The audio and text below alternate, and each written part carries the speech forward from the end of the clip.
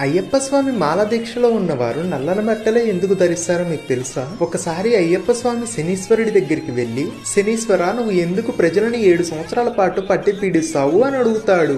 అప్పుడు శనీశ్వరుడు అది నా ధర్మం స్వామి అని చెప్తారు. అప్పుడు అయ్యప్ప స్వామి ప్రజలని పట్టి పీడించడం కూడా ఒక ధర్మమేనా అని అడుగుతాడు. అప్పుడు శనీశ్వరుడు నేను నా ధర్మం పాటించకపోతే నా సృష్టి ధర్మమే తల్లకిందులైపోతుంది స్వామి అని చెప్తారు.